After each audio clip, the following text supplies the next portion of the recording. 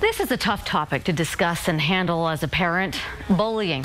It's no longer considered just part of growing up. It's a form of abuse. And tonight in our special IN report, Jennifer Stagg shares the story of a boy whose parents say the bullying that he experienced had devastating effects. Yeah, Deanie, it sure did. Nearly everyone can think of an instance where they were either bullied or they witnessed it, and it can have lasting effects. Yet the problem continues to grow in our schools, and the mother you'll meet in tonight's IN report says bullying drove her son to end his life rather than face it another day.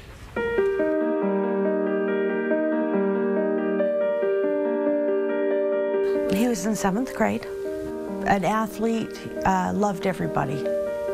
13-year-old Buddy Peterson was always a happy child, according to his parents, Bud and Karen. He was most at home on the football field, but behind his big smile and sweet nature, he was suffering. All he wanted to do was go to school and fit in.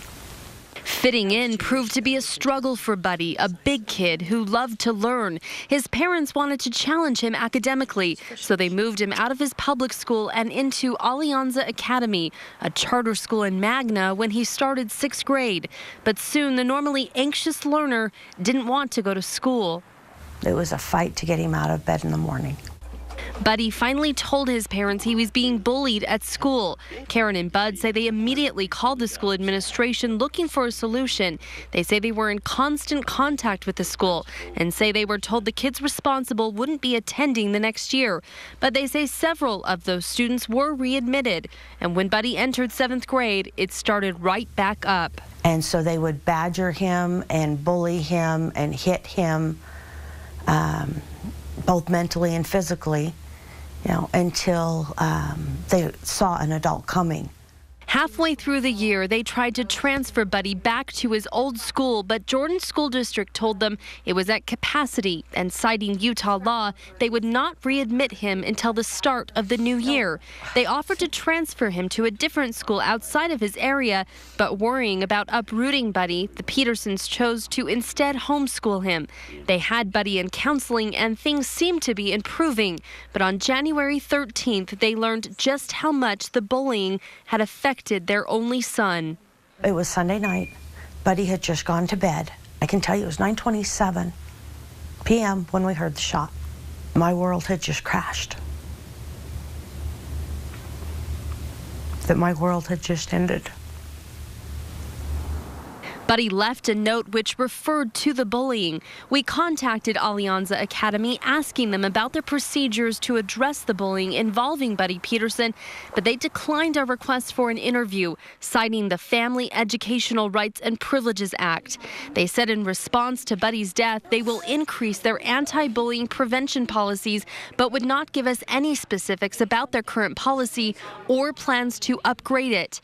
Utah's bullying and hazing law states each school must have an anti-bullying policy in place, but Representative Carol Spackman Moss, who sponsored that law in 2008, believes it needs to be updated. First and foremost, right now, the law classifies bullying as physical abuse only. Bullying is not just physical, it's social and it's emotional, and it involves harassment, both verbal and other ways. She believes the law should also include emotional bullying, abuse that is persistent, an imbalance of power, for example, a bully that is bigger, older, or several bullies against one, and an intent to cause harm.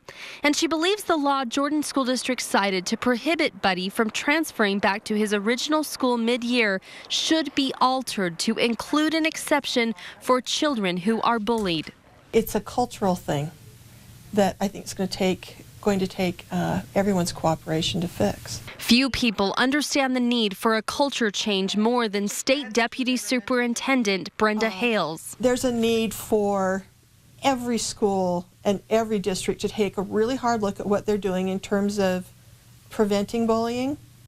The State Department of Education has a model bullying policy available for schools to build upon, but Hales said they should consider a streamlined policy for schools rather than each school putting their own policy into action. Don't let another child. She says it will take more than a once-a-year training, more than a school assembly. It costs so little to be kind.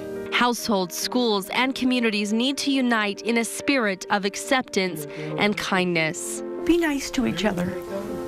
I want to be able to say that my son's death was not in vain. Now, KSL wants to put a stop to bullying in Utah. This week, we'll be highlighting efforts in our community to end bullying, and we want you to join us. This Friday, we are designated Be a Friend Friday. In every newscast that day, we'll have information aimed at bullying prevention. We're challenging you to do something kind for somebody else and post a picture on social media using the hashtag #BeAFriend. That is the one thing Buddy's mother wanted everyone to do, Deanie, was just to be nice to everyone else. Boy, and you can clearly see no one can afford to ignore these kinds of things. For sure. Well, if you think your child may be a victim of bullying, we have some great resources that you've helped provide. You can call the Utah Crisis Line at the numbers on your screen there. We've also listed some helpful organizations on KSL.com. We'd love for this to be a week of kindness, acceptance, and a chance to unite our community. And we hope you'll join us. Yeah, hopefully everyone's on board with that. Deanie, thank you.